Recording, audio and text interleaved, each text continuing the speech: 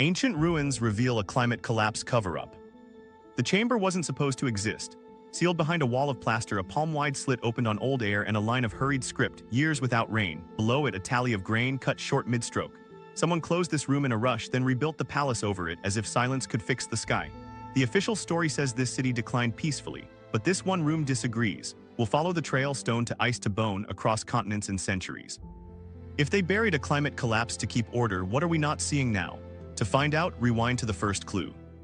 The shocking discovery that shouldn't exist. It started as a routine survey under the governor's quarter. The elite suite sat on raised terraces, mosaic floors, painted friezes, everything you'd expect from a city at its height. But beneath the marble, the soil told a different story. A thin, powdery band of pale dust appeared between two occupation floors, rich with salt crystals and withered seeds. The sediment crew called it a drought marker, wind-blown fines settling in courtyards that should have been damp with wash water and kitchen waste. Then the pits widened and the surprise turned into a pattern. Under the reception hall, workers struck a vaulted cavity. Inside, stacked jars, their clay shoulders pressed tight, each sealed with bitumen and stamped with the same emblem, an ear of barley enclosed by a temple gate. Emergency granaries. Not in the city's storage quarter, not by the market, but under the rooms where decisions were made. Mixed into the fill were ration tokens, small clay discs incised with days and measures, and a scatter of spindle whorls bearing fresh breaks, like they'd been swept in, buried, forgotten. The walls above had been altered too.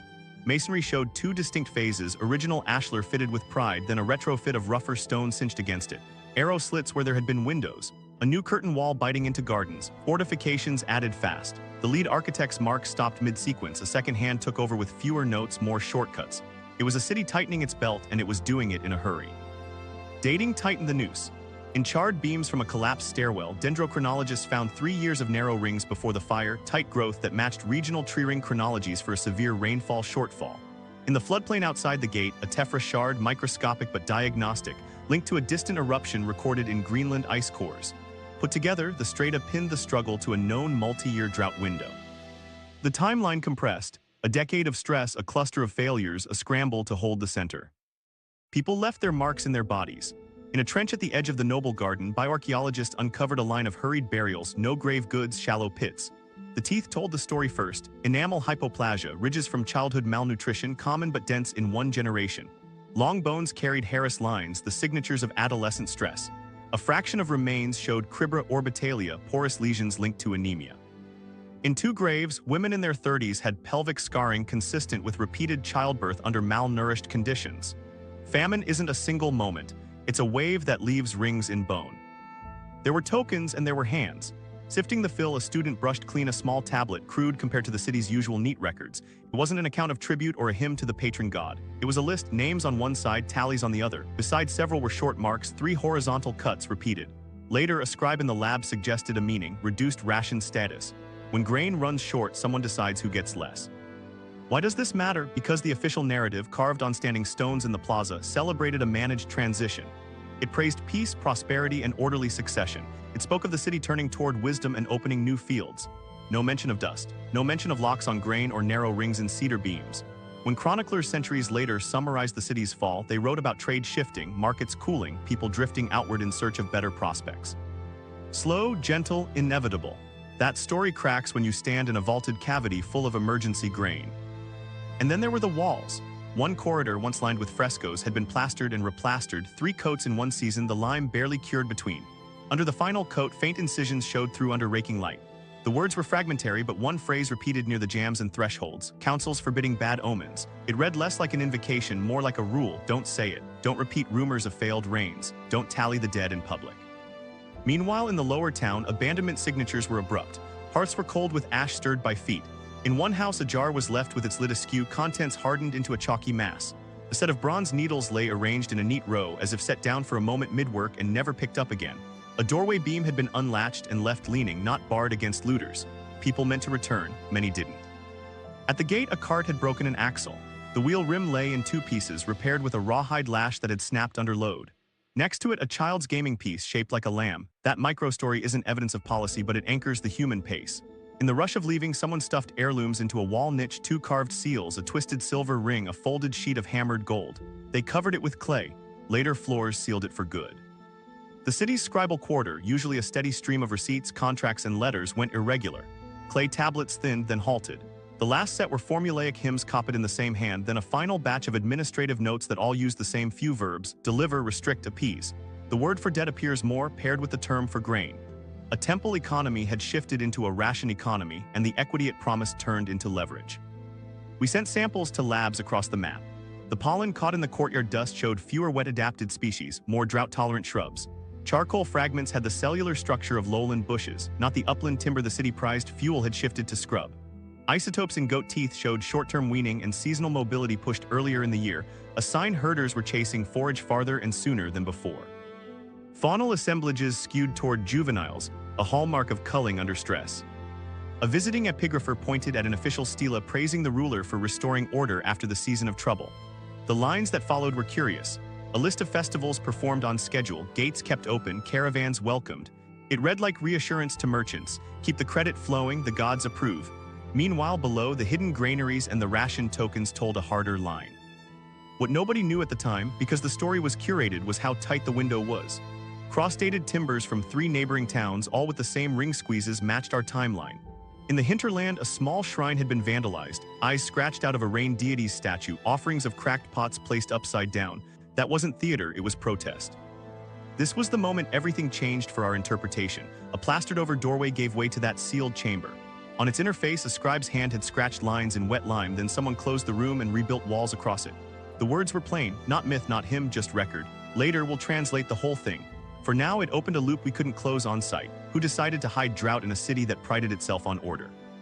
To understand that silence, we need to step back. The wider world was unraveling within the same lifetime. Trade routes that fed this city with tin and timber frayed. Prices spiked on tablets hundreds of miles away. Letters from kings shifted from swagger to pleading. Our city wasn't an exception, it was a node in a struggling web. While we brushed off one-line counsels forbidding bad omens, messengers elsewhere were carrying similar instructions. Keep the markets calm, keep the temples singing. Don't say the sky has failed. The discovery shouldn't exist because it contradicts the story carved in stone. But it does in fired clay, in salt-crusted dust, in children's bones. It says the decline wasn't peaceful. It was negotiated under pressure, enforced by ration, hidden in rooms no one was meant to open. And that's where we leave the trench for now, with questions sealed inside a wall and a promise scratched on plaster, years without rain waiting for air. The world that fell in a single lifetime. 3 days' journey from our sealed room, a merchant set out with tin ingots wrapped in woven reed, as his father had done and his father before him. The road was known, the caravan masters familiar, the tablets stamped with seals that opened gates from Anatolia to the Nile. That year, the first gatekeeper demanded extra silver. 2 way stations had closed, their wells brackish. He pressed on anyway. By the time he reached the coast, the ship he counted on had burned with its pier. His profits turned to debt, and debt turned to silence. While that was happening along the shoreline, inland farmers stared at skies that wouldn't break. The speleothems in their hills, dripstone calendars that hold secrets in oxygen isotopes, recorded a swing toward dryness that lasted not a season but years.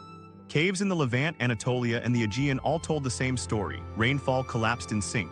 Lake Varve, stacked like pages, showed thicker summer dust, thinner winter silt. Pollen from marsh cores shifted from olive, oak, and vine to steppe shrubs that take root when fields fail.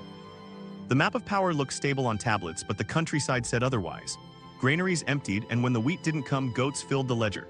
Herd composition flipped, more kids slaughtered early, fewer adults kept for milk and wool. It's a choice you make when forage vanishes. You eat tomorrow's herd to get through today. Bones from household pits show cut marks on younger joints, a tidy graph of scarcity etched in marrow and knife. This was the late Bronze Age, when palaces orchestrated everything from copper mines to cedar forests. But that orchestration depended on rain in places far from thrones. 1 bad year hurts, 3 in a row breaks credit.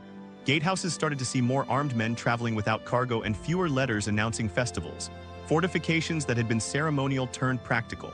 The smell of smoke hung longer after raids. Scribal formulas pivoted from boasting to petitions. Send barley, send men, send ships. Get this, sea lanes the palaces bragged about became liabilities. Port cities that relied on imported grain saw markets panic when winds failed and militia mustered to protect warehouses. Traders, suddenly unwelcome, took inland paths and ran into communities already straining to feed themselves. Skirmishes flared along roads once policed by royal decree. When you weaken the web, each knot starts tugging for itself. What nobody wrote in stone was how fast the skills faded. In palace workshops, bronze casters turned out ritual blades while tin prices spiked. A ship's worth of tin delayed a month was a prayer, delayed a year was a crisis. Without tin, bronze turns brittle. Crews began hammering more copper into tools and swapping out designs that demanded sharp edges for simpler forms. You can see it in layers. The elegant flows of elite cups give way to heavy, undecorated bowls. Meanwhile, up in Anatolia, tree rings narrowed like throats. Juniper beams, preserved in city gates, recorded consecutive seasons where the cambium barely grew. Dendrochronologists reading those rings today can point to the very summers when fields failed. Across the water in Cyprus, mining settlements shrank, slag piles dwindled, and smelting hearths cooled. No ore, no ingots. No ingots, no blades for harvest or spear. This was the moment everything changed for the scribes themselves. Literacy didn't vanish everywhere, but it stuttered. Archives stopped mid-series. Tablets in outlying towns tried to keep the format, date lines, witnesses, payments, but the script got sloppy, the clay coarser. When rulers bragged, their lists of conquered towns included places already empty. That's not propaganda as much as inertia, ritual words holding shape after the world they described had moved on. From a farmer's perspective, the collapse looked like a choice you didn't get to make. You cut stones for terraces your grandparents built. You stored seed in jars your mother patched with ash and lime. You waited for clouds that rolled dark and passed dry. On the fourth year, your eldest took the family goat herd past the old boundary and the neighbors didn't wave. They watched, hands on staves. When a cousin brought word of wages at the fortress, you sent a son and prayed he'd send barley back. War followed hunger, but not as cause and effect in a clean line. Migration began as a trickle, herders wintering farther down valley, fishermen pulling beach sends in bays they didn't claim. Literal villages posted lookouts and started paying boys who could run fast to blow horns if sails edged around the headland. Merchant hulls learned to hug the coast at night and cross open water at dawn, a cat-and-mouse game that raised costs and frayed nerves. In the court letters that survive, kings blamed enemies with names that sounded like waves, people from the sea, but the proxies say the first enemy was the sky.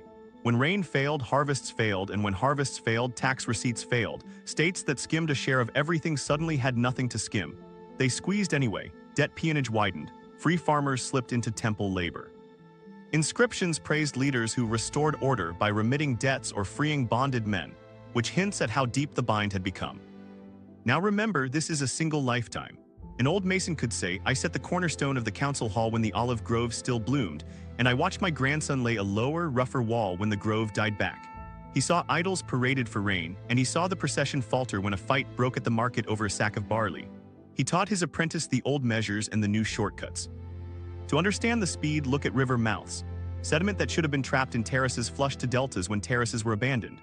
Cores pulled from those deltas show a spike in coarser grains, a signature of erosion after fields went fallow. That's the physical trace of social fracture. Labor left, walls tumbled, and the first storm carried half a hillside downstream. Repair crews didn't come back in time because they were guarding gates or standing in ration lines. The counterpoint matters. Not every city burned, not every script went silent. Some communities shifted crops, dug new cisterns, moved uphill or down valley, married into neighbors instead of fighting them. The Maya centuries later would do that too. Reservoirs hacked deeper, causeways quiet, steely stopping while people kept living. Resilience isn't a headline, but it fills the years between disasters. Still, the Bronze Age palaces that defined the era didn't bend enough. While that was happening in palace lands, workshops that made everyday things leaned into substitution. Shell beads stood in for imported stone. Local clays replaced fine levigated imports. Potters kept forms that mattered, bread molds, water jars, and let go of luxuries. Trade networks didn't vanish, they thinned, then snapped where stress was highest. When a link broke, the places at the ends faced each other with empty hands. What nobody knew at the time was just how interconnected the failures were. A volcano could shift monsoons half a world away. Aerosols and polar ice marked blasts that dimmed sunlight and cooled summers right when fields needed warmth. The ripple hit harvest in places that never saw the ash. Add 3 summers of strange winds and fishing fleets missed runs, salt pans crystallized late, and brines tainted stores. That's how climate stress becomes a cascade. Famine feeds migration. Migration meets closed gates. Closed gates invite raiding. Raiding prompts fortification. Fortification drains fields. The merchant with the tin came home with half his cargo and a story nobody wanted to hear. The farmer left a wall half built and a field half sown. The scribe copied hymns and set down petitions he knew wouldn't be answered. By the time our city's council forbade bad omens, the omens were walking in the street, empty carts, dry wells, quick tempers. If climate stress primed the collapse, someone still had to decide what the story would be. That choice would shape who got fed, who held power, and what was carved in stone. The Coverup: How Elites Edited Disaster. Start with what they carved, not what they hid. In the plaza, the king stands taller than life, smiting chaos while barley sheaves rise behind him. The inscription praises restored order and full granaries, even as our sealed chamber whispers years without rain. That gap isn't a mistake, it's policy. Elites didn't just feed people. They fed a story designed to prevent panic, preserve trade, and hold a city together long enough to survive the season, maybe two. In the temple quarter, the economy pivoted on sacred hinges. Grain moved through sanctuaries as offerings, then returned to the streets as rations. On tablets, priests became accountants, tallying measures alongside vows. When harvests shrank, the temple's share didn't, everyone else's did. Debts grew teeth. A farmer borrowed seed, pledged his field, missed a rain, and woke up bonded to the god's estate. The hymns thanked the deity for mercy, while new ledgers recorded the expansion of temple labor. Meanwhile, scribes sharpened their reeds for a different kind of work, editing fear. Laws appeared that had never mattered in easy years: fines for slander of the gods, penalties for false prophecy. On the street, that meant a neighbor whispering, "The wells are failing," could be hauled before a magistrate. It sounds like superstition, but it's information control dressed in piety. If the drought is framed as divine displeasure, the cure is ritual, not reform. Processions replace distribution plans. You can't blame a council for clouds that won't break. The inscriptions are careful with verbs. Kings don't admit shortage, they reallocate. They don't close gates, they guard the roads. They don't delay payments, they harmonize accounts. Euphemism turns policy into virtue. A decree announces that festivals will proceed without interruption, implying abundance. The same week, ration tokens double in circulation and potters stamp smaller measures into molds. The story says continuity, the kitchen says thin bread. Get this, myth did heavy lifting. Priests staged dramas where the storm god withdrew, then returned after proper offerings. That narrative is tidy. Misbehavior caused drought, obedience brings rain. It absolves leadership of material responsibility and puts the solution in the hands of ritual specialists. Meanwhile, engineers who might have argued for new canals or emergency wells spoke softly. Their inscriptions are marginal, graffiti notes about silt in channels, pipes cracked by subsidence. The chorus of hymns drowned those voices out. There was a political calculus behind every chiseled line. Panic is expensive. Merchants extend less credit when they smell risk. Caravans avoid towns rumored to be unstable. If word spread that a city's harvest failed 3 years running, traders would raise prices or reroute entirely. So councils managed optics. They kept markets open under guard. They staged public distributions in the plaza, measured and photographed by scribes from the steps. They borrowed grain from neighboring cities on favorable terms, then trumpeted it as tribute, not relief. In private, the minutes got blunt. Council records, where they survive in copies, show debates about disclosure. One side argued for honesty to unlock outside aid. The other warned that acknowledging crisis would trigger a bank run on grain and a run on the gates. The decision went the way the steles suggest: reassure first, explain later. By the time later arrived, our sealed room was already plastered over. Taboo speech wasn't just religious, it was administrative. Officials circulated phrases to avoid bad year, failure, hunger. Replacement terms sounded neutral: short measure, seasonal variance, temporary deficiency. That language made its way into household talk. When a mother traded her heirloom pin for barley, she told her child, "This is a short measure year." Soft words dull hard edges, but they don't add rain to jars. Debt peonage didn't expand by accident. With harvests thin, the temple could offer grain at interest, collateralized by fields, tools, even people. Laws set caps to prevent abuse, but enforcement wavered when officials themselves held notes. In lean years, remissions made good politics. Rulers carved decrees freeing debtors and returning land, then recouped power by binding labor to public works, walls, canals, granaries. The freed were free to build the state's buffers. While that was happening, scribal edits crept into chronicles. Older annals mentioning failed reigns gained additions in later hands, phrases like "despite malicious rumors" or "though the impious spoke." You can see the palimpsest in a different ink. One manuscript replaces famine with days of fasting, a spin that reframes compulsion as devotion. It's not forgery, it's reframing. The goal is steady hands and predictable taxes. There's a quieter layer too: omission. Stele list victories, canals, marriages. They skip the year the orchard died back. They celebrate the opening of a new market hall while the suburb behind it empties. Archaeology is a record of what mattered enough to bury. Inscriptions are a record of what mattered enough to brag about. When the two disagree, listen to the trash pits. Some myths were updated on the fly. In one hymn cycle, the storm god rides a lion cloud to break a serpent of drought. The final stanza adds a new line: "The king poured wine at dawn and barley at dusk." It's a neat bridge between ritual and rationing, sacrifice above, distribution below. If the clouds didn't answer, you could still applaud the pageant. The cover-up wasn't absolute, it was selective. Elites left hints because they had to coordinate. A treaty includes a clause about assisting in the lane, implying shared shortage.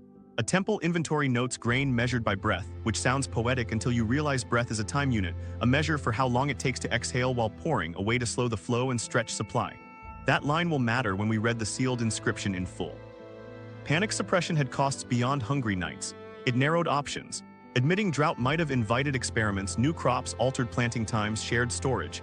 Denying it locked the city into old calendars and rituals that soothed but didn't irrigate. By the time markets acknowledged reality, merchants had already shifted routes and the city paid a premium to lure them back. That premium came out of next year's seed. Unknown to them, across the sea, other rulers were crafting the same story. Letters from palaces echoed each other, boasts of order, hints of strain. Nobody wanted to blink first. If one king admitted famine, he risked invasion under the guise of aid. So everyone smiled on stone while their quartermasters rationed in courtyards. This was the moment everything changed for dissent. A prophet who warned of failing rains could be labeled a traitor.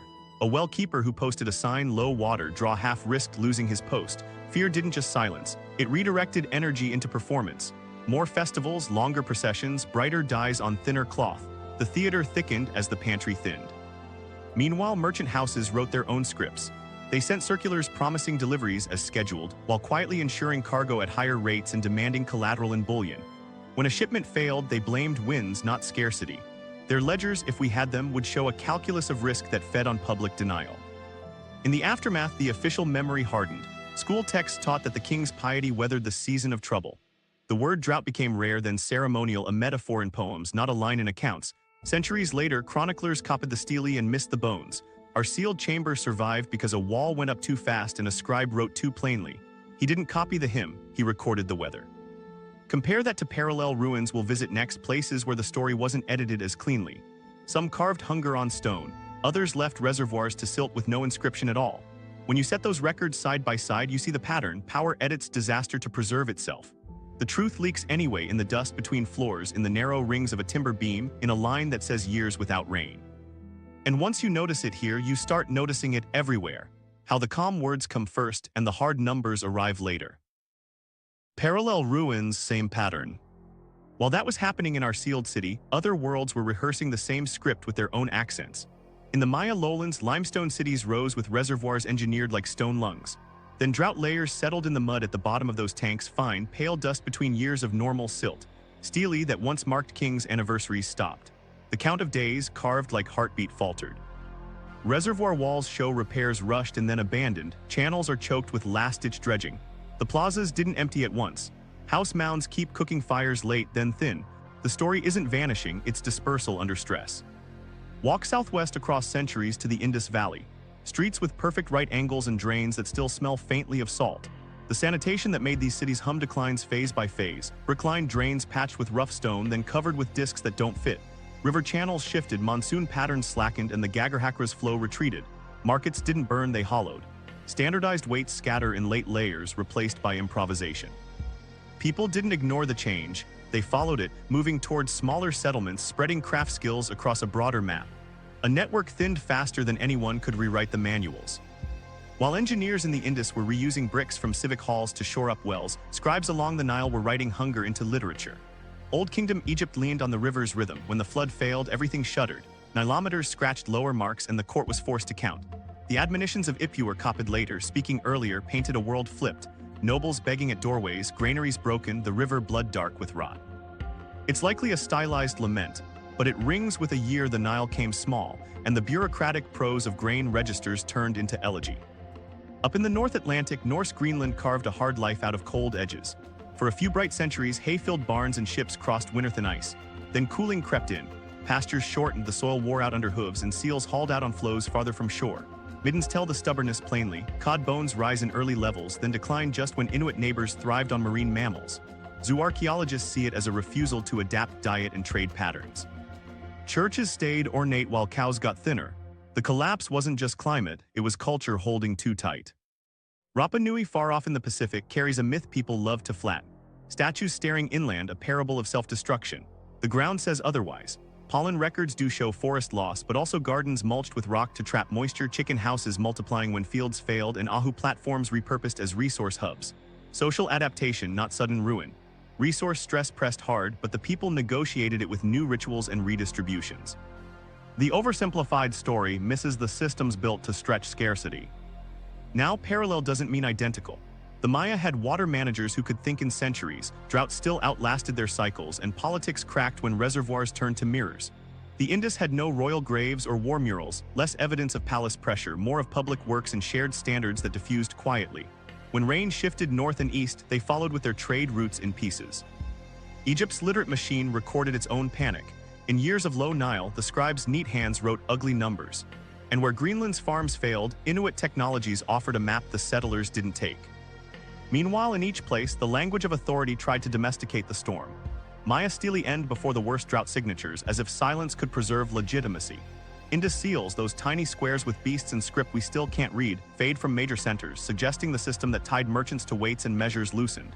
Egypt commissioned hymns to royal virtue Pharaoh as regent of Mot, while villages buried tiny hoards near empty granaries. Norse law codes stayed strict on tithes even as hay counts dwindled.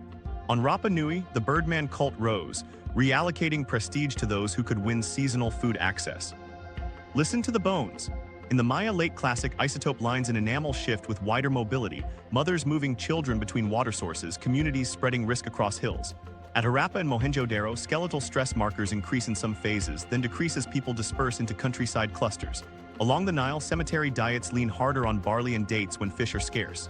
In Greenland, calf slaughter rates rise, a sign winter fodder couldn't carry the herd. On Rapa Nui, chicken bones rise as trees vanish, an intentional pivot from wood-dependent pigs to fowl that thrive on scraps. The material culture tells on time. Maya potters kept forms but shortened the labor, less slip, fewer burnished surfaces. Indus beadmakers substituted simpler materials when carnelian supply wavered. Egyptian workshops produced amulets of protection in bulk during famine episodes, ritual objects scaled up when food scaled down. Greenland's churches gained imported ornaments even as farm tools dulled. Rapa Nui carved more small statues when Big Moai became harder to move, a downsizing of devotion. What nobody knew across those worlds was how global some triggers were. Volcanic signals trapped in ice show aerosol spikes that dimmed sunlight. Those clouds could push monsoon south, tilt trade winds, and shave a few crucial degrees off summer peaks. Caves record this in oxygen ratios, trees echo it in narrow rings. People experienced it as empty jars and terse meetings. Yet the official texts often redirected blame: gods displeased, foreigners wicked, youth lazy. Meanwhile, in kitchens and fields, adaptation or flight were the only verbs that mattered. Get this, the timeline overlap is eerie without implying a single cause. The classic Maya downturn clusters around repeated drought pulses. Old Kingdom strain coils around low Niles. The Indus dispersal maps onto a long weakening of monsoon consistency. Norse Greenland falters during the Little Ice Age's onset. Rapa Nui navigates through resource limitations on a small stage with ingenious workarounds. The common denominator is not climate alone, it's governance under climate stress. Systems flexible enough to absorb shock had good chances. Rigid hierarchies that equated confession with defeat turned to performance. Meanwhile, local dissent scratched at edges. Maya graffiti etched on palace walls shows ballplayers and captives even as courtly art paused, a public that kept score while rulers fell quiet. In Egypt, a letter complains that barley measures were light. The scribe risks writing it because paperwork is a shield. Norse sagas remember famines as moral tests, not policy failures. On Rapa Nui, oral histories keep credit and blame circulating among lineages long after outsiders wrote collapse myths. When the official voice goes mute, other voices survive in fragments. Put the ruins side by side and you see a pattern of engineered abundance turning brittle when the climate tightens. Reservoirs, canals, terraces, hayfields, forests, all buffers built across generations fail at the margins first, then in the middle. Leaders talk order, people measure breaths while pouring grain. Some places admit the hurt and pivot, others bury the hurt in sealed rooms. Our city chose plaster. The Maya chose movement. The Indus chose diffusion. Egypt chose liturgy and ledger. Greenland chose continuity until continuity ended. Rapa Nui chose ritual redistribution that kept people fed longer than the myth allows. We need the data that makes ancient silence crack open. The dust trapped in reservoirs, the varves in lakes, the rings in beams, the isotopes in teeth. Without them, we're left with stele that smile through clenched jaws. With them, we can place each ruin inside the same slow, then fast tide, and trace the choices that made hunger either a headline or a secret. Reading the climate in stone, ice, and bone. To move past myth, we needed clocks hidden in nature. Trees keep one. Each ring marks a year, wide when rains are generous, knife-thin when skies lock shut. When we sampled timbers from palace gates, the growth lines squeezed in the same sequence as beams from farmhouses miles away. Cross-dating tied them into master chronologies, thousands of rings long, built from living trees and ancient wood.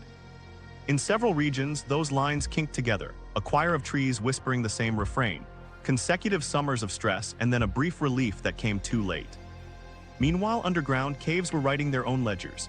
Stalagmites grow from dripping water, layer by layer, trapping oxygen isotopes that shift with rainfall. Lighter isotopes flush in wet years, heavier in drought. In speleothems from Anatolia to the Levant, the Delta 18O curves rise like a fever right when our city sealed its chamber. The resolution is tight enough to see runs of bad years, not just vague, dry centuries. One stalagmite showed a step change to aridity that lasted more than a human adolescence. long enough to age a childhood into hard choices. Lakes turn to calendars too. Varves, paper-thin annual layers of silt stack up with a rhythm. In good years, spring floods lay down fat gray bands. In dry years, fine dust trickles and summer algae thin. Cores from inland basins revealed strings of pale, brittle layers that match the cave records. A few even show ash specks that line up with ice core volcanic signals, adding a second hand to the clock. When distant volcanoes sneeze, aerosols cool summers, alter winds, and nudge monsoons. You don't need the ash to fall on your fields for your harvest to fail. We pulled ice from the poles to read the sky's handwriting. In Greenland and Antarctica, cores show trapped bubbles and dust that map history year by year. Volcanic sulfate spikes light up like sirens at key intervals. Some align with the tree ring squeezes and the speleothem drought ramps. Those spikes say the sun dimmed behind a veil of particles, shaving degrees off peak heat and shifting pressure belts. In the same layers, sea salt and dust swing in opposite directions, storm tracks moved, deserts breathed out more grit. The ice is a global backdrop to the local hurt we find in houses. Then the bones spoke. Isotopes in human teeth, carbon and nitrogen track diet and water sources. Enamel forms in childhood and keeps a permanent record, dentin and bone remodel through life. In our city, children's enamel showed a shift toward drought-tolerant C4 plants, millets replacing wheat in lean years. Adults' bones hinted at cycles of deprivation, nitrogen values spiking during famine as bodies cannibalized muscle, then easing in brief recoveries. In other regions, like the Maya lowlands, strontium isotopes revealed people moving between watersheds as reservoirs failed. Animal bones filled in the subsistence ledger. Herd profiles pivoted, more juvenile sheep and goats culled early, fewer elderly animals kept for milk and wool. Butchery marks clustered on long bones, cracking for marrow in numbers that jump in stress strata. Even dogs tell the tale. Collagen isotopes shifted toward human staples in scarcity, meaning animals ate from the same thin pot. In fishing communities, otoliths, ear stones of fish, recorded water temperatures and salinity. Their chemistry drifted with changing currents that mirrored wind anomalies in the ice. Ancient DNA added a quiet counterpoint. It didn't spell doom, it sketched movement. Populations showed subtle influxes during stress windows, new haplotypes appearing as migrants folded in. Sometimes bottlenecks narrowed diversity right when proxies flagged drought, implying attrition or flight. Pathogen DNA, rare but loud when it appears, tagged outbreaks that hit weakened towns. In a few cemeteries, plague markers showed up not as sole culprits, but as opportunists in years when granaries ran short and immunity thinned. Charcoal and pollen worked together to map land under pressure. In cores near the city, pollen of olives and oaks fell off as hardy shrubs took over. Cereals pulsed irregularly, sown failed, tried again. Charcoal fragments from hearth shifted species, hardwoods replaced by scrub, then dung fuel signatures in the most desperate layers. Dung leaves spherulites, microscopic rings distinct under a microscope. When those spike, wood is scarce. Kitchens adapt quietly, far from steely. Meanwhile, sediments trapped urban improvisation. Reservoir bottoms held fingerprints of triage. Thin bands of dredged silt dumped back after emergency cleanouts, then sterile dust when water levels fell below intake. Canal cross-sections filled asymmetrically, hinting at reduced maintenance teams working only the most critical cuts. In terrace soils on hillsides, microerosion features, rills frozen in time, marked the moment labor walked away to guard walls or stand in ration queues. The lab work stitched these lines together. Radiocarbon dates on seeds and bones anchored events, wiggle-matching tree ring sequences tightened them. Bayesian models pulled disparate dates into timelines that matched paleoclimate curves. The result wasn't a single hammer blow, but a percussion, drought pulses, forced migration, conflict, recovery stabs, and then a longer slide. Our sealed inscription sits in the middle of one of those pulses. It's not metaphorical. It's a note pinned to a very specific year when rain stopped visiting. Skeptics ask whether climate alone explains the silence. The proxies say no, but they show when silence made sense to those in charge. When a cave line goes dry for 6 years, councils feared runs on grain. When ice cores flash a volcanic spike, we see downstream markets wobble a season later. When tree rings thin region-wide, archives thin too, not because scribes vanished, but because the work shifted from recording trade to managing shortage. The physical world sets the tempo, human decisions write the melody. We tested for coincidence. Could these signals be local? Parallel beams from neighboring cities showed the same ring kinks within a year. Speleothem 60 miles apart rose in sync. A lake core 2 valleys overflipped Varv character in the same decade. Even so, some towns kept scribbling through the worst layers, ledgers intact, suggesting buffers or better choices. That contrast matters. Climate stress wasn't destiny, it was pressure. Some systems cracked, others bent. Get this, one detail from our chamber got a lab echo. The phrase grain measured by breath sounded like poetry, until experiments with replica jars showed a controlled pour measured by a slow exhale yields half the usual volume. In ration layers, we found molds for smaller bread loaves and cups scratched with midline marks. Behavioral proxies, not just physical ones, locked the story. Official euphemism upstairs, precise scarcity downstairs. Meanwhile, across the sea, ice trapped one more clue. A faint lead pollution dropped during the drought pulse. Less smelting means fewer ingots, fewer shipments, fewer tools and weapons. That ripple shows up in slag heaps shrinking and metallurgical debris thinning in workshops. Technology didn't vanish, it idled. People shifted labor to water and grain, leaving furnaces cold. When the skies finally softened, restarting the network took years the palaces no longer had. Bone by bone, ring by ring, drip by drip, a timeline sharpened. It placed our discovery inside a chain reaction we can trace without the help of a single boastful inscription.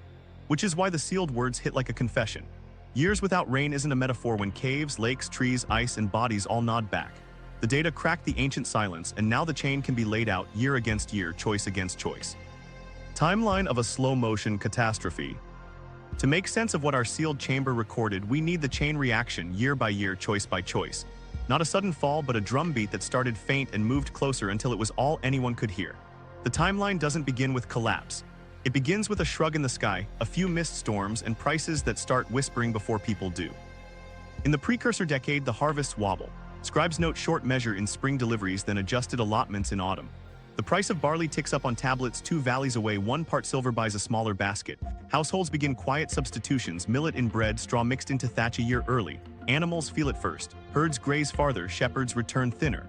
At the council table, nobody says famine, they say harmonize. 3 years in, the signals multiply. Tree rings across the hills narrow in sync, growth you can measure with calipers. Stonemasons working on the palace gate pause to reinforce a retaining wall after a winter that didn't soak the foundations. The temple calendar keeps its pace, but processions feel heavier as offerings thin. A letter arrives from a port, a shipment of tin delayed by unfavorable winds. The smiths wait, patch old tools, and chalk IOUs on workshop walls. Then the breaking point years arrive. Rain fails in clusters, not every week, not every month, just enough to turn sowing into a gamble you lose twice in a row. That's when fortifications sprout. Garden walls become ramparts, windows narrow to slits. The emergency granaries under elite floors fill with barley that tastes like dust. Ration tokens stamped with days flood the market. The council issues a decree against spreading bad omens, which everyone reads as don't name the hunger. In households, bread shrinks. Potters scratch midline marks into cups to manage pours. A midwife notes more breech births in one season, and the healer's ledger adds more entries for weakness. At the gate, the guard captain turns away a caravan with empty carts. They're here for grain, not to sell it. He lets them rest at the cistern and sends them on, feeling the weight of a city that can't spare kindness. Social fracture follows rationing like sparks follow iron. Labor walks. Young men take wages on the wall instead of bending in fields. A band of mercenaries hires themselves to the highest pantry. Along the North Road, a group of hungry families start taxing passers-by. Officials label them bandits. The villagers 2 hills over call them cousins with sticks. Markets grow tense. Scales get checked twice. Words get blunt. One season, a shipment the temple promised for a festival does arrive. The priests extend the hymns, stalling for time while carts creak in after dusk. Outside the walls, a ditch that should have been cleared of silt fills with tumbleweed. Engineers file a note. The council files it under later. Farmers read the ditch like a sentence and start moving seed jars to an uncle's house in the next valley. Debt sharpens into chains. A poor harvest forces loans. Interest rates creep. A farmer pledges his plow ox and by winter his daughter's labor. The temple remits a tranche of debt in a public ceremony. Great spectacle, clean politics, but attaches work obligations to rebuild the southern wall. Freedom is stamped and then harnessed. A few resent it and whisper after dark. One scribe crosses out famine and writes days of fasting, the euphemism that will echo on our plaster. Meanwhile, violence professionalizes. The garrison drills with new urgency. The council authorizes more spearpoints, then reduces metal ration to smiths when tin fails to arrive. Copper tools go brittle, repairs become constant. Armorers strip old statues for bronze and Act No. 1 records officially. The festival to the storm god adds an extra night. The king pledges barley at dawn, wine at dusk. Clouds roll past, cool and stingy. Abandonment doesn't come as a parade. It comes as a string of small mornings when a house doesn't light a fire. One family leaves before dawn, door beam unlatched, a bundle of cloth tied with a child's belt. The neighbor tells herself they've gone to kin. She keeps telling herself until weeds take the courtyard. In the lower town, a kiln cools mid-firing. Pottery fuses into a lump that a later squatter uses as a stool. Inside the palace, a scribe keeps copying hymns and starts a side list, grain measured by breath. He times pours with his exhale, creating a standard no one can call unfair and everyone knows is less. He hears the debate outside the council door, one elder arguing to confess and beg aid, another warning that merchants will pull credit if the word famine makes it to the harbor. They choose silence. He scratches the words anyway, somewhere no one thinks to look. Final abandonment layers arrive in bursts. Smoke licks at painted walls, not from siege but from kitchen fires repurposed to hardened bricks for a last-minute buttress. A room meant for dancers holds jars up to the ceiling. A sealed doorway, we know this one, receives its words and its plaster fast hand short verbs. Valuables get buried in niches with a promise to return. A loom leans against a wall with warped threads cut clean, not unraveled. The owner meant to start fresh somewhere else. Ritual doesn't stop, it adapts. Small offerings appear in cracks, grains, a bead, a folded bronze scrap, miniaturized sacrifices for a city shrinking into itself. A statue of a rain god gets his eyes scratched out in a shrine outside the walls. It's not blasphemy, it's bargaining. Across the valley, a rival town boasts of a full cistern. They're not lying. The rain that skipped here fell there. A few families follow the rumor and vanish into new census lists. The aftermath decade writes in fewer hands. Pottery loses flourishes, forms simplify to what works. Weights and measures drift. Language thins in letters, fewer titles, fewer claims, more requests that trail off without replies. Children grow into adults who have never seen the plaza full, who tell stories about painted walls they never touched. The city doesn't die at once, it decays into echo. Craft collapses unevenly. Metalworking limps, then pauses. Textile workshops keep going because cloth is ration and currency both. Stonecutters turn from ornament to utility. Scribal schools close, reopen in smaller rooms, then move to a temple annex. A few scholars carry a chest of tablets to a countryside estate, mice chew the cords. The old archives in the palace dry out and crack. Language gaps widen. Scribes who once toggled between courtly formula and market slang default to short, practical notes. Loanwords from traders disappear when the traders do. The hymns keep their archaic grammar like fossil shells. Children's games drop the words tied to professions that no longer exist. The word for tin becomes a story word. Then there's the question that won't stop tapping. Why did this city hide what others carved in plain sight? Egypt wrote its hunger into laments. Maya rulers let the count of days stop where everyone could see. Indus cities let their drains tell the truth. Our city pressed silence into plaster under floors where power slept. Maybe they believed a careful lie could buy time. Maybe they feared neighbors more than drought. Maybe they thought truth would light the fuse for revolt. That choice, concealment over confession, shaped the exit. People who might have coordinated across valleys with shared calendars and open ledgers got performance and rumor. A single inscription, sealed and rushed, survived to speak out of turn. It anchors the chain, and it sets up the room where we'll finally read the words no one was meant to hear. Inside, the decision to hide the truth. The door to the council chamber was cedar, banded in bronze. Behind it, the loudest voice belonged to the grain. Priests, merchants, and generals met at a table scarred by years of deals, and every argument found its way back to jars. The high priest spoke first, as he usually did when rain failed. He framed the crisis as a test of devotion and order: maintain festivals, keep temples supplied, reassure the gods and the people alike. The general wanted walls manned, gates watched, rumors stamped. The merchant asked one question that made everyone still. What happens to credit if we say the word famine? They didn't know it, but the scribe on the other side of the cedar was listening. He'd be the one to scratch years without rain inside the sealed chamber. In the meeting, numbers did the persuading. The temple steward laid out ledgers, receipts down, remittances up, grain reserves plotted against projected rations. The curve intersected a date that wasn't far away. If the city admitted shortage, nearby traders would demand cash up front or worse, reroute. If they denied it, they might borrow another season and refill the bins with a miracle or a shipment. The council turned to rules. Laws already on the books gave them levers. A clause against slander of the gods could stretch to cover market gossip. A regulation about keeping public order could allow confiscations framed as temporary reallocations. The priest proposed a proclamation: reaffirm rituals, punish false prophecy, promise redistribution. The general asked for enforcement teeth. The merchant suggested soft language, seasonal variants, adjusted measures to calm investors. The scribes were told to draft. Economic incentives sat there like a second council. Merchant houses held notes on warehouses, ships, even parts of the palace repairs. Panic would trigger a grain run, buyers flooding markets with silver, emptying stores, and collapsing prices after the last sacks vanished. The city's credit, carefully cultivated with predictable weights and cheerful seals, would sour overnight. So they chose opacity. Keep prices high enough to deter hoarding, keep markets open under watch, and keep caravans moving with escorts if needed. If you controlled the story, you might control the flow. Religious optics shaped the stage. The high priest proposed doubling the rain rites, adding dawn offerings and processional stops at secondary shrines. Blame was directed upward and inward, an impurity to expiate, a vow to renew. The calculus was simple: if people believe the drought is divine displeasure, they accept ceremonies and patience. If they believe it's mismanagement or a pattern, they demand policy. Hymns would rise louder than petitions. The temple could promise what the sky withheld, and in the promising, keep legitimacy. Enforcement wasn't a blunt club, it was a reed-cut fine. Scribal edits turned last year's reports into templates for this year, replaced scarcity with redistribution, shortage with season of fasting. Behind that, confiscations started with a smile. Officials arrived with seals and lists asking householders to loan grain for the common good. The measure would be repaid after the next harvest with a blessing. Families complied because refusal looked like treason and because debt chains already linked them to temple stores. A few resisted. They were charged with sowing fear, a neat phrase that equated dissent with blight. Executions were rare, but they mattered. One poet known for sharp verse recited a market satire about hollow jars and heavy scales. 3 days later he disappeared. His tablet was scraped and reused for a hymn. A well-keeper who posted a half-draw sign without council approval lost his post and his house. Word spread faster than laws. The result wasn't total silence, it was careful speech. People learned to talk around hunger, thin bread became pious restraint, empty canals became resting channels. Inside the chamber, the general argued for a contingency no one wanted to voice. If neighboring towns heard the city's bins were low, they might assist with troops. The merchant nodded, war loves rumor. The priest added a theological cover, speaking famine invited it. Better to forbid bad omens, not out of superstition alone, but as civic armor. The scribe noted the phrasing. It would resurface on plaster. Debt peonage expanded with a policy sheen. The temple announced debt remissions for the poorest, a triumph carved into stele. The fine print bound recipients to public works, granary construction, canal dredging, wall repairs, jobs yes, but also bonds.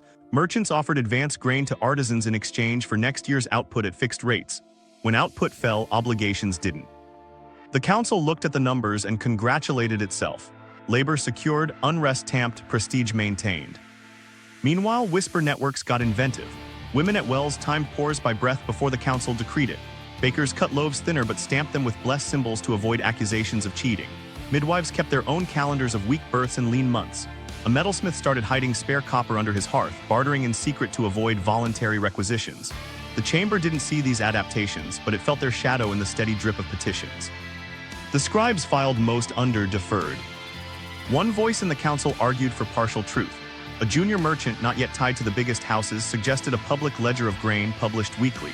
If everyone saw the bins rise and fall, panic might ease. The general called it naive. The priest called it tempting fate. The elder merchant who had ships at sea and debts inland didn't bother with metaphors. A ledger invites speculation. Prices would dance to fear, not to shipments. The vote went against the ledger. So they filled the city with performance. Festivals ran long, with cloaks bright over thin bodies. Public distributions were staged on steps, measures poured slowly under the gaze of saints and guards. The council sat in view on market days, hands on tablets to project steadiness. The scribes standardized phrases. The temple singers added verses about endurance. The story became a shelter that only fit a few. The human costs stacked in quiet places. Debt prisons filled, though no one called them that. Workhouses sounded better. Scapegoats absorbed anger, foreigners, prophets, neglectful farmers. A handful of ration fraud cases were paraded through streets, the culprits forced to carry lightened measures as if the problem were individual greed. Meanwhile, burial pits expanded at night, shallow and unadorned. The priest justified the plain rites as humble piety. The scribe writing grain measured by breath knew better. The sealed inscription was an accident of speed, fast hand, wet plaster, a moment when the scribe chose record over him. Inside the chamber, they'd argued away that kind of candor. They'd chosen quiet to hold the center. But the system they preserved by suppression also preserved the pressure. With every festival stretched and every rumor fined, they lost time they couldn't afford. And still, from their perspective, it made sense. The world beyond the walls would punish confession. The gods might reward ceremony. Credit might outlast the sky's refusal. What nobody in that room could admit publicly, they admitted with their bodies, a weary lean in chairs, a quick glance when the grain steward coughed. The merchant adjusted his rings when the ledger crossed that intersecting date again. The general tightened his jaw when the captain reported another band on the North Road. The priest paused a beat too long before promising abundance in the next recitation. Then the cedar door opened and the performance resumed. When the council dismissed, the scribe carried tablets to the archive and a different truth to a small room. He plastered a wall, scratched the line that would outlive them, and sealed it with a promise no festival could meet. Years without rain, grain measured by breath, forbids speaking. He didn't expect anyone to read it. He expected the wall to do the talking they couldn't. The inscription that spoke out of turn. We opened the chamber like a whisper you're not supposed to hear.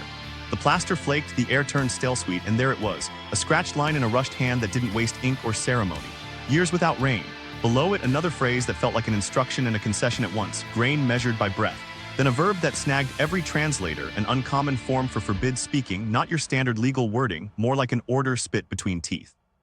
The writing sat shoulder height, the scribe's reach still visible in uneven pressure. Letter forms slanted, strokes shortened, spacing inconsistent, like someone working fast with the plaster still damp. No incised ruling lines, no ornamental flourish. This wasn't meant for ceremony. It was a memo to a future that wasn't supposed to arrive. The surface had a second skim layer over parts of the text, thin enough to ghost the letters but thick enough to prove a later hand tried to bury them without chiseling. A quiet cover within a cover. The placement made the message louder. This wasn't a tablet tucked in a jar or a note beneath a floor. It was a wall face inside a sealed room that had been turned into storage, then walled off and plastered flush before a reconstruction phase rebuilt the corridor outside. Someone made sure the words were hidden behind layers, not erased. Erasure risks chatter. Concealment leaves no scene. That choice preserves intent even as it tries to smother content. Our epigraphers argued over the verb. The usual bans and law codes use a word tied to ritual impurity, don't speak X so the god stays clean. Here the scribe used a rarer verb that leans towards stifling breath, closer to gag than ban. Forbids speaking, yes, but with a body in it. The phrase sat next to the grain line as if the regulation lived in the same room as rationing. Don't name the lack while you count it. Grain measured by breath sounded poetic until we tested it. Replica jars, measured spouts, a steady exhale, pours trimmed by time, not volume. A breath becomes a public standard you can perform to prove fairness while quietly having allotments. If you slow your exhale, people see you slow it. If you speed it up, they accuse you. The breath turns scarcity into theater you can police. The scribe wasn't composing, he was documenting a system. A few lines lower, the script lists moons and measures, 3 crescents marked with short strokes, then a notation for sealed jars opened, followed by a number that trails off mid-scratch. The plaster skim cuts the tail of the numeral as if the second layer arrived before the hand finished. That overlap created our best timeline. The mortar analysis dated the first coat to the drought pulse we saw in tree rings. The skim tracked to a hurried rebuild 2 or 3 seasons later. In between, the order to silence took root. We found corroboration outside the city in places with no reason to keep its secrets. A lakeshore core 30 miles away carried pale, brittle layers consistent with dry summers that align with the moons on the wall. A cave stalagmite's oxygen ratios ramped up in the same years, showing rainfall collapse. In a neighboring town's archive, a receipt mentioned adjusted festival measures for grain, a thin euphemism for the breath standard. None of them cited our decree, but the choreography matched. The inscription wasn't a metaphor, it was operational. Then there was the hand itself, not the palace calligrapher. The letter forms lacked the trained muscle memory of court script, inconsistent heights, a habit of hooking final strokes when time pressed. But the vocabulary wasn't a layman S. He knew administrative phrasing, the right terms for sealed jars, moon counts, and ration tokens. A clerk then. Likely the same clerical class that drafted the proclamations we read on stone. Now writing something he wasn't supposed to write in a place no one was supposed to look. 2 micro-stories hid in the scratches. Between lines, a faint tally of names, just initials really stacked in 3s and 4s, each followed by a dot. Households, work crews, the dots lined up with breath measures as if the scribe kept a quick ledger for one distribution, then buried the record in wet lime. It's the opposite of the plaza pageant. No drums, no priests. Just a wall keeping the count for a morning in a city that didn't want to remember mornings like that. We traced the plaster to a quarry in the North Ridge. The lime had more shell flecks than the palace standard, a shortcut you take when you rush production. That lines up with the rebuild outside the chamber. Wall faces set fast, joints wide, reused stone mixed in. A city patching itself with whatever lay to hand. The chamber itself held broken jar seals stamped with the temple Iran gate emblem, snapped when jars were opened early. Beside them, a single ration token scored over with a cross canceled. A household that didn't return. Why hide text and not scrape it clean? Scraping risks questions, workers notice defacement, rumors spread faster than plaster sets. Covering keeps the face unaltered, the words entombed, and the workforce moving. The council needed speed and quiet. The scribe needed to speak and not be heard. A sealed wall offered both. It reads like a pact between fear and conscience, signed in lime. Linguists lingered on one other quirk. The scribe used an older calendrical month name alongside the current one, as if he didn't trust the new term to anchor the record. That split vocabulary shows a mind bracing against official style with older words that carried weight. It also dated the writing to a reform period we knew from Steely, proof that the wall text lived under the same king who boasted of restoring order. The hymn upstairs and the memo downstairs shared a roof. We hunted for parallels. In a hill town to the west, a lintel inscription, tiny and private, recorded a closed year without public lament. In an archive to the east, a draft edict banned wind talk, a slang for rumor. Those fines aren't the same as our wall, but they hum in the same key. The mix of silence and leakage repeats across the region. The surprise is not the content, it's the candor. Here, a clerk wrote in declaratives where everyone else wrote in metaphors. What nobody in the plaza could have read, the ruin now shouts. Years without rain wasn't a moral, it was a measurement. Grain measured by breath wasn't allegory, it was policy. Forbid speaking wasn't piety, it was a survival gamble. Meanwhile, the proxies outside the trees, the caves, the ice nod in rhythm. The scribe wasn't inventing a crisis to score points.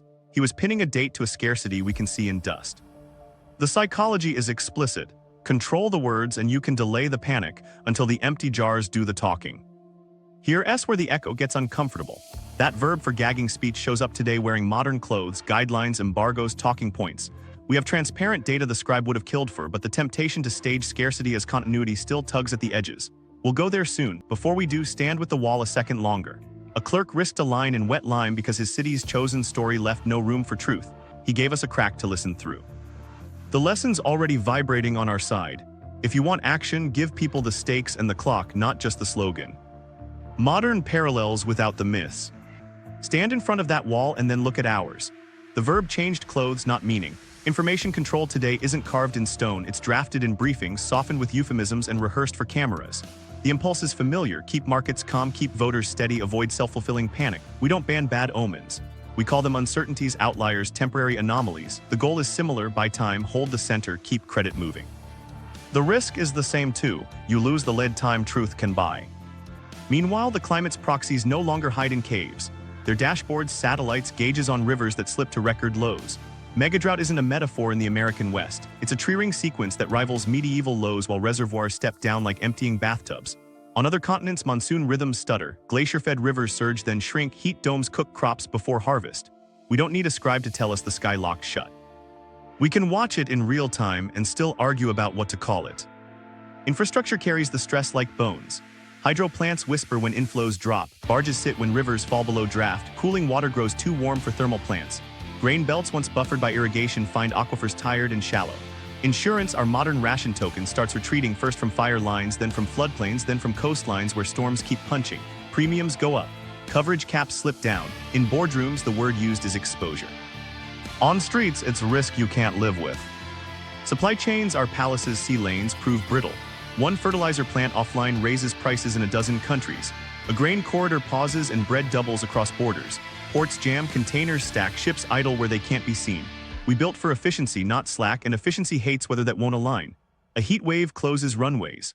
A drought halts barge traffic through a river bottleneck that once fed half a continent. Each choke point is a story about a city of storage placed like a heartbeat inside a larger chest. Listen for the euphemisms. Crop failure becomes yield variability. A failed monsoon becomes deficit rainfall. Temporary supply disruption floats in front of empty shelves. Forecast curve optimism into graphs because models punish candor with headlines. PR cycles rinse hard news into softer phrases. Resilience, adaptation, long-term alignment, while farmers stare at fields that needed rain last week. The words soothe stakeholders, they don't fill reservoirs. Social fractures follow the pressure lines. Migration rises toward water and work. Cities try to meter growth with zoning and permits while informal settlements grow along the edge of service maps. Water politics sharpen, upstream versus downstream, farm versus city, treaty versus drought reality. Courts learn hydrology on the fly. In rural towns, a single canceled insurance policy can trigger a local bank to freeze credit and a family to sell land that's been held for generations. The scribe's grain measured by breath becomes coverage measured by threshold. Get this, our advantage is transparency, at least on paper. We can see reservoirs, red soil moisture, track yields from space, unpack supply chain dependencies. We also have the same temptation to stage scarcity as continuity. Public agencies fear announcing restrictions too early and being accused of alarmism, announce too late and it's rationing by chaos. Corporations fear material disclosures that spook investors. Politicians fear lines in the wrong places. The incentives point away from plain speech until the wall needs plaster. There are bright counterpoints. Some cities publish water ledgers daily, real numbers that let citizens pivot behavior before bans. Some farm co-ops share soil moisture data across regions, shifting plantings with an agility palaces never had. Grid operators now issue transparent capacity alerts that tame peaks with voluntary cuts. These are modern versions of carving the truth in the plaza and handing out tokens with a date and a measure. They work because they treat the public as a partner, not a crowd to be calmed. The fragile parts show up where one system props another.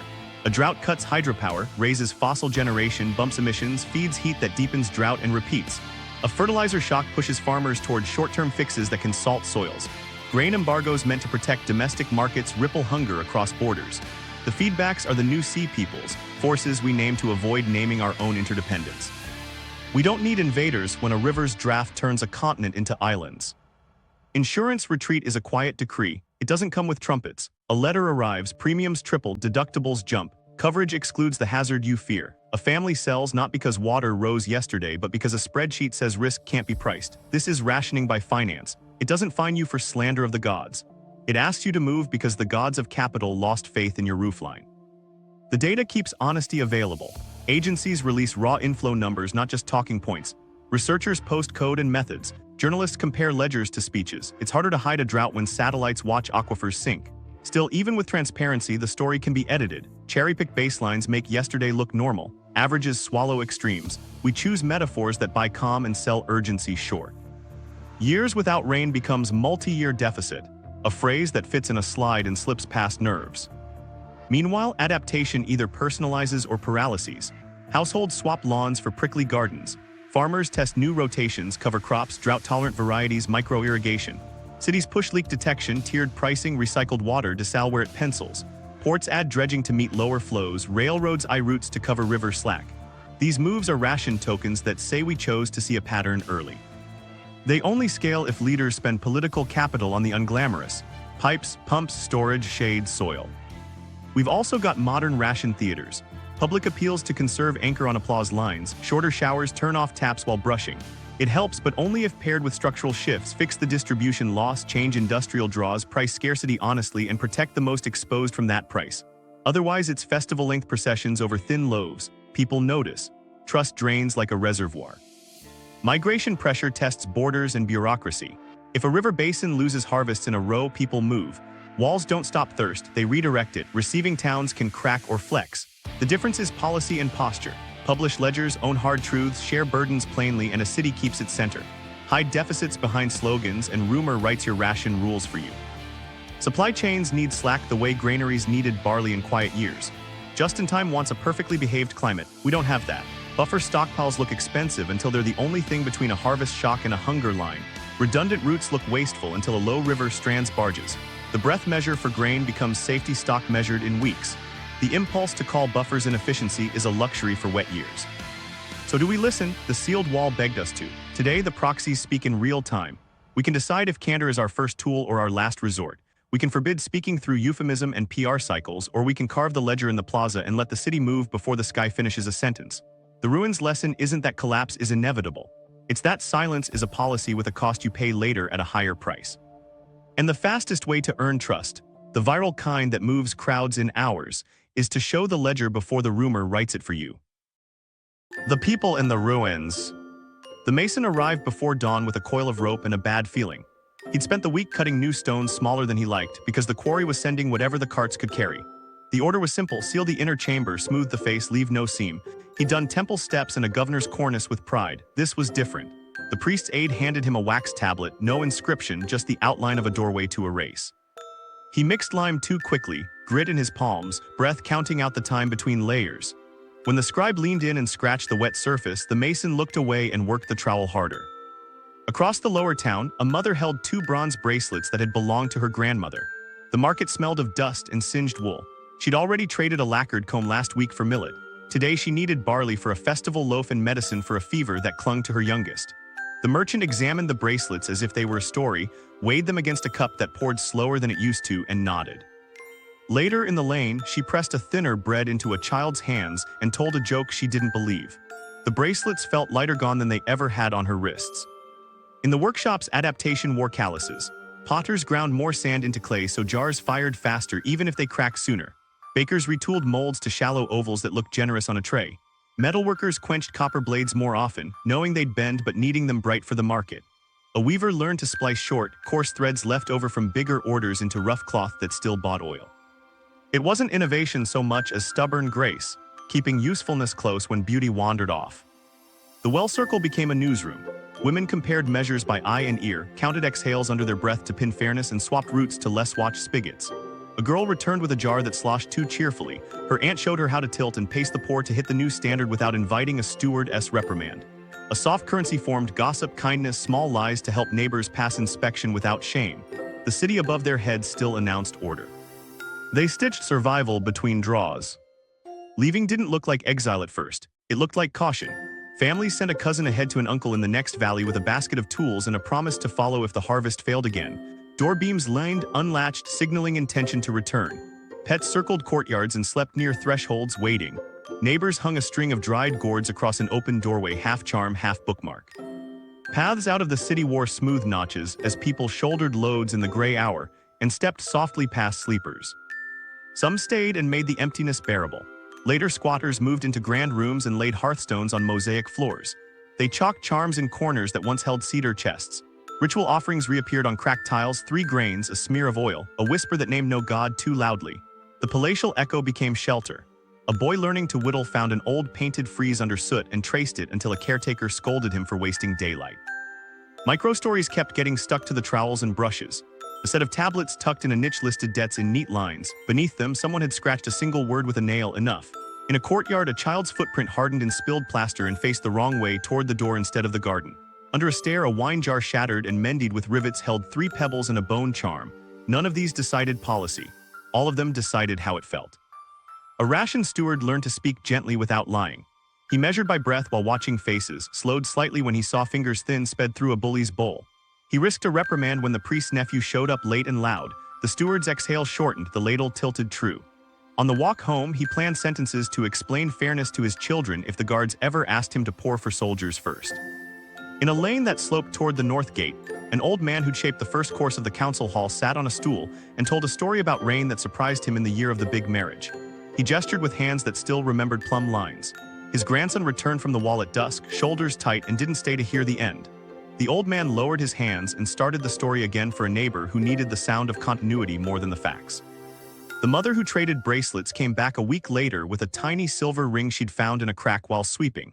She debated the moral cost of turning memory into barley, then walked past the jewelers and chose a baker who kept a jar of rejected loaves for children. The ring stayed in her pocket that day.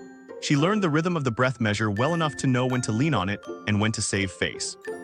When the council finally relented and allowed a public distribution, the square filled with a noise that wasn't relief. It was choreography, the shuffle, the throat clearing, the ritual of waiting and watching the measure. A woman beside the steps repeated a proverb about thin years and fat hearts and then went quiet when the priest raised his hand. The steward inhaled, poured, exhaled. The crowd exhaled too. It was a choir without melody. Not every story bent toward scarcity. A midwife perfected a broth that coaxed strength from scraps and passed the recipe without claiming it. A mason patched a crack without logging the work and called it worship. A scribe copied a child's lesson on the back of a petition because paper felt too precious to waste. Small generosities seeded ground that official words had hardened. By the time the city's name slipped from distant trade ledgers, people were still making birthdays count with pebbles, still cutting reeds at dawn, still sealing jars with care even when the jars held more hope than grain. The silence inside the chamber wasn't empty. It was crowded with decisions like these, strategies and fears that chose peace at the cost of truth, kindness at the edge of shortage, attention when spectacle asked for applause. The ruin doesn't dramatize them. It holds their fingerprints and waits for us to see our own, and to choose the uncomfortable truth before the comfortable story chooses us. What the ruins ask from us. Lie bought time, not salvation. Truth was the only tool they lacked when the sky stayed shut. Choose Cantor early, publish the ledgers, share the maps, set the measures in daylight, and people will move with you, not after you. If you want the next chapter, the societies that bent and didn't break, subscribe and watch the follow-up. Share this with someone who thinks collapse is sudden, it's slow, then fast, and silence is the last mistake. If this hit a nerve, send it to one person who still trusts the euphemisms.